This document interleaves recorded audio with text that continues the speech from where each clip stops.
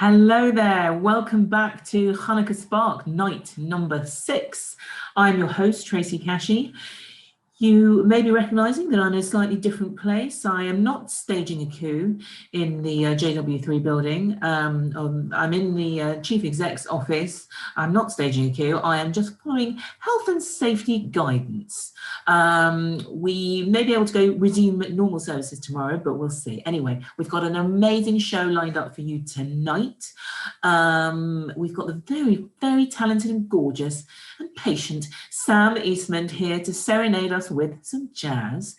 From Tel Aviv, we've got the magnificent Etgar Keret.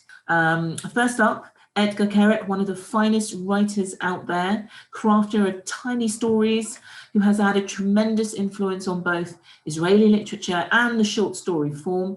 His work is beloved by many different artists all over the world and has inspired films and shows. Along with his wife, Shira Geffen, he has written screenplays for film, and there is a new TV series on the horizon.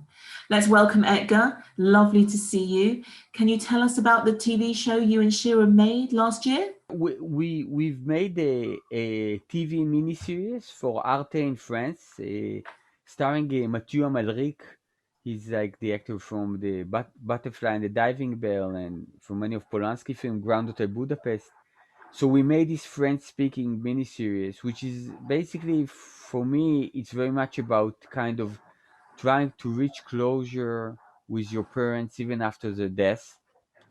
And it involves time traveling, and it's a crazy comedy. And me and my brother, we get to play two anti-Semite Polish caretakers in an elderly home. Yeah, we have like those huge mustaches. We're very, very scary. And also, Shira's, our sons, Shira and I made it together, and our son, Lev, he plays the son of the bad guy in the movie. Yeah, yeah, we had to relocate for almost a year, uh, and we shot it. Half of it we shot in Brussels, and half of it was shot in Paris. My And tell me, how has 2020 been for you? lifestyle completely in the sense that I used to travel a lot, and because of the pandemic, was staying put in Israel for the since last March, and it was actually a wonderful experience. It's I think there is something about the pandemic that it's a little bit like when you move between apartments and you pack your stuff. So it's always horrible to move between apartments, but suddenly you discover all these junks that you didn't really need, or you find something that you really loved and you thought you've lost. So I had this kind of pandemic experience because I think that basically moving from the pre-pandemic life to the pandemic life, if you would tell me in advance, I would say, I'd be depressed. I need to move all the time. I can't be in the same spot.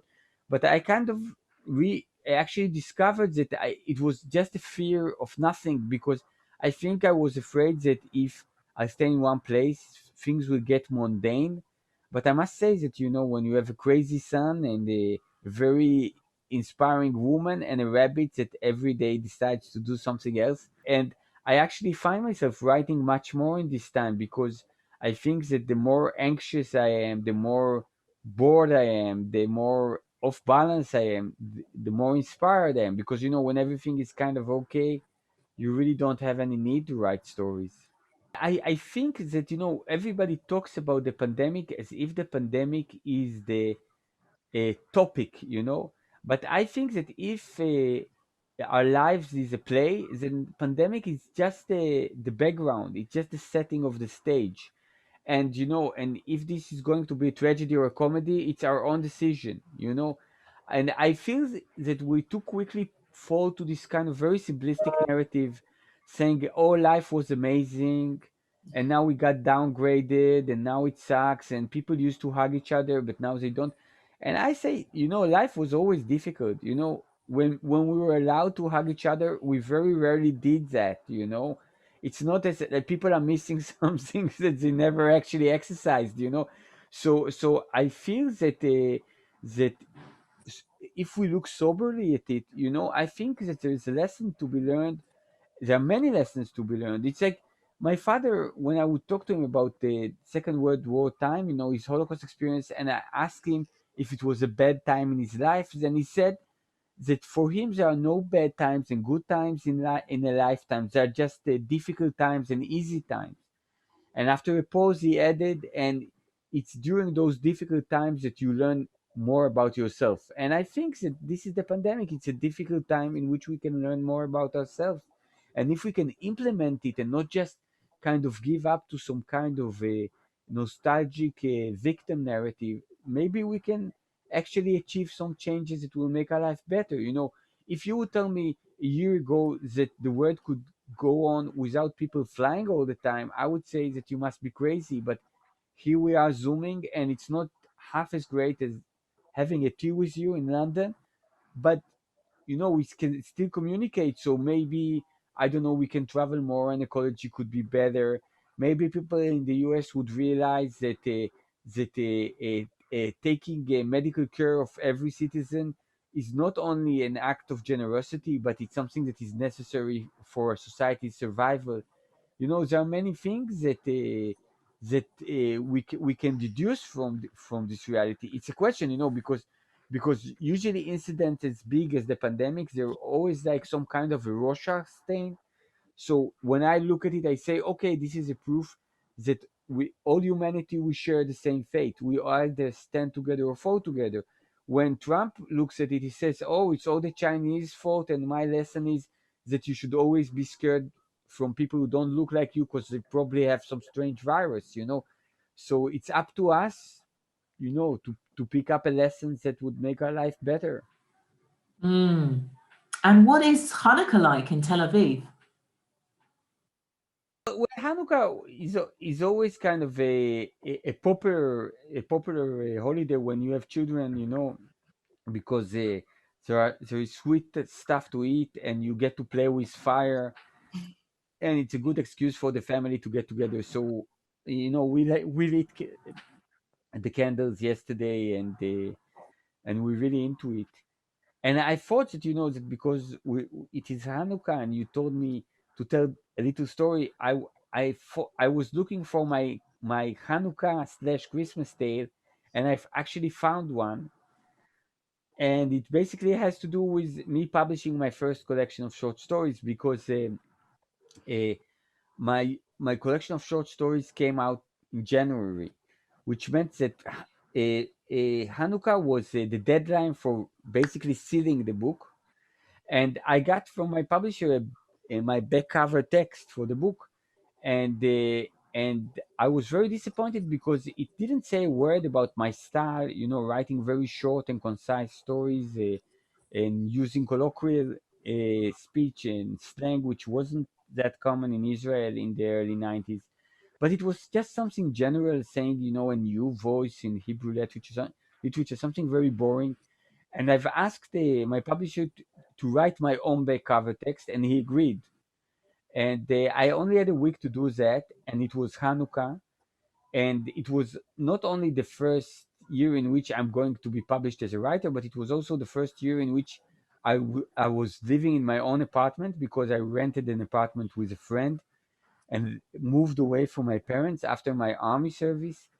And what happened was that I decided to build my own menorah, my Chanukiah, and I built this menorah out of a plastic toys, like Transformers dolls. And I was very proud of my original menorah, and I lit the candle, and I was very happy to see the candle lit, and I was more ambivalent to see the menorah catching fire.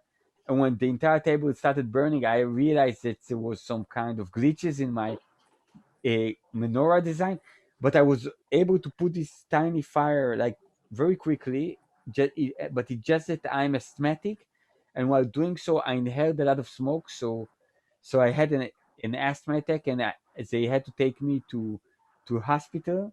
And in the ER, I met this kind of the most handsome, coolest doctor, I think, in Tel Aviv. He looked like just like George Clooney in the ER. He had this kind of silvery hair that is it a fighting pilots always have in the in Israel, and he had this kind of ice blue eyes, And when I came, he put a hand on my shoulder and say, "Okay, son, tell me what happened."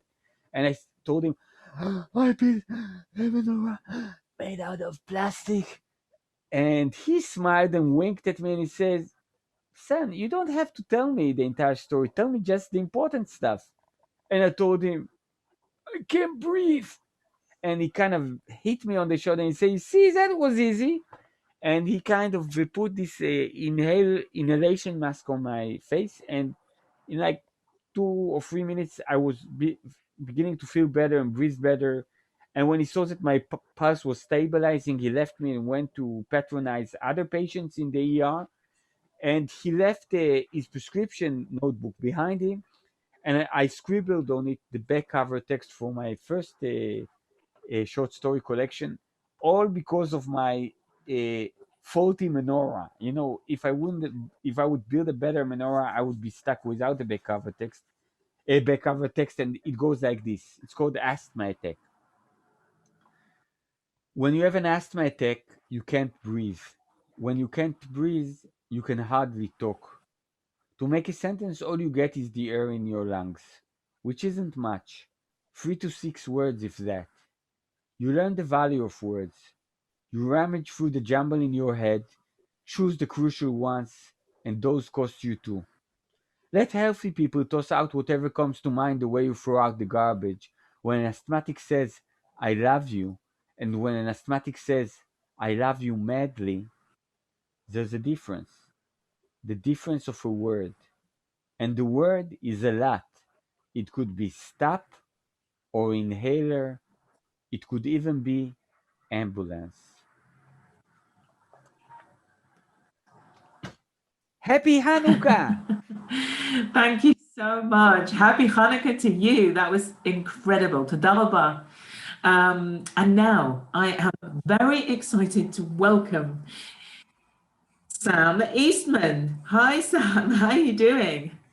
Hi, I'm great. Thanks, Tracy. How are you? I'm good. I was so excited to welcome you because we've been beset by technical difficulties. I forgot to give you your well-earned introduction. So you keep stum, and I'm going to tell everyone how amazing you are. So Sam is a composer, arranger, band leader, trumpet player, and producer, creating music incorporating a variety of genres: jazz, klezmer, cartoon, rock, surf, world, Jewish, and downtown influences. He leads the Jewish Music Institute Youth Big Band. It was commissioned by PRS and JW3 to create a piece of new music for his 16-piece big band, the Spike Orchestra, and the result was tremendous. One of these tracks, the Pink Shag Pile Carpet Story, aka, I can't believe I'm going to say this, but the King of Spank, has been nominated for an Ivor Novello Award. I'm not making this up, am I, Sam? Not at all. I mean, I'm listening to you, and I just want to meet that guy. That sounds amazing. Where I've been sat here hibernating since March, not really doing any of those wonderful things. But you mentioned the Ivor Novello Award, and I think I should really say that, as far as I'm concerned, that's an award that JW3 really needs to take a lot of credit for as well, or the nomination rather, because that whole suite, all of that music exists because of JW3 putting into place the project and inviting me to come and collaborate with them. And so, huge props to Jacqueline and Michaela for that, especially because without them, there would be that music wouldn't exist, and the album that came out of it and all those concerts we did. I mean, I'm going to say last year, but it feels like a lifetime ago. That really is in my heart and my head, that's a JW3 project as much as a me project. Oh, that's lovely. A collaboration. Yeah, that's very sweet of you to say. And I know Jacqueline Nichols and Michaela Broomberg, they are incredible people, and they found me, for heaven's sake. Sam, you've had a busy Hanukkah so far. What have you been up to? So, yeah, I mean, my Hanukkah's been lovely and relaxed because all the Hanukkah projects finished before Hanukkah. But so the first thing I did really was with the Jewish Music Institute Youth Big Band. With the students, we got them, I wrote an arrangement of Mao Tse, and we got them to record bits of it on their phones at home and sent them in. And then Raphael Knapp mixed and edited them all together, and we produced what is a single. I mean, it's not clips of them playing, it's a full track. It's really great. We got Ashley Slater of Loose Tubes fame to do I believe the kids would call a banging remix. I don't know, I'm too old for these things. And that's all available on the JMI Youth Big Band Bandcamp page. But the music we're going to play tonight is a slightly different Chanukah project, because I've had nothing on since March. I got bored, right? So this is kind of my new tradition, my new response to, as a brass player, there's a big English or British tradition of brass band caroling at Christmas time, and all the brass bands going out and playing. And it always feels to me very evocative of this Dickensian, Victorian kind of Christmas card by candlelight with holly wreaths, goodwill to all men. It doesn't say anything about the women, but goodwill to all men for sure. This kind of rose-tinted nostalgia for a Christmas that never existed. And I've always, been disenfranchised from that because Christmas, right? But I'm a brass player, so, I see this whole thing going off in a corner of my community that I'm not part of. Right. So I phoned some friends up and I said, hey, why don't we do a Chanukah brass band that is, Dickensian or Victorian or rose-tinted, that's a little bit more crazy than that.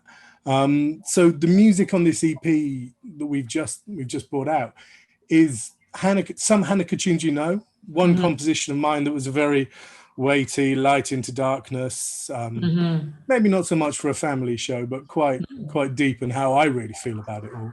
And the other 3 tracks are tracks because most of what I do, I'm composing.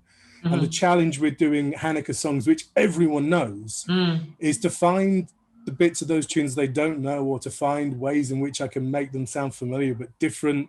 Yeah. And for me, it's always, a huge influence on my music is the Carl Starling work he did with the Warner Brothers Looney Tunes and Merry Melodies cartoons back in the 50s. Because the cartoon influence. Okay, I was wondering where that came in. So, I mean, for me, this is some of the greatest music of the 20th century. And I, with no sense of irony and no sense of jest, say that I think Carl Starling is one of the 20th century's greatest composers. Yeah,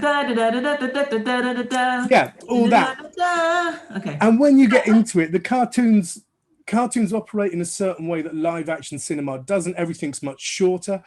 The scene changes and the mood changes are much quicker and much more dramatically intercut. But also there's a zaniness and a really weird kind of violence without any kind of consequence. If you watch Elmer Fudd get blown up or the Roadrunners dropping Acme Dynamite on someone and everyone's a bit frazzled, but then everything's okay in the next scene. So there's all these weird kind of ways that you can pull stuff when you sort of take that as an influence. So Sam, we're going to watch the first one, is that right? Is that Mia Malel? Yeah, and so I need to say first as well, of course, that this is played by Andy Watts on all the trumpets and flugelhorns and Tim Smart on all the trombones and bass trombones. And one of the, I'll be really quick, I'm sorry, one of the joys of having those cats to write for, because that's where it all comes from for me and why this year has been so tough, that I can't put people in a room to play music. But when you get cats like that to write for, you can write anything you want. And I can give them a whole bunch of fun problems to solve, and then they go ahead and solve it. So this is kind of like how these traditional songs feel to me. It's like all the weight of the traditional songs. The traditional songs are there. All the Chanukah stuff is in there. But we don't operate in a universe abstract from anything else. We build our own traditions. We have our own perspective on things. So they're reimaginings. And Mia Malel especially is very much the if the Tex Avery did Chanukah attempt from me. I cannot wait to hear it. Let's have a look.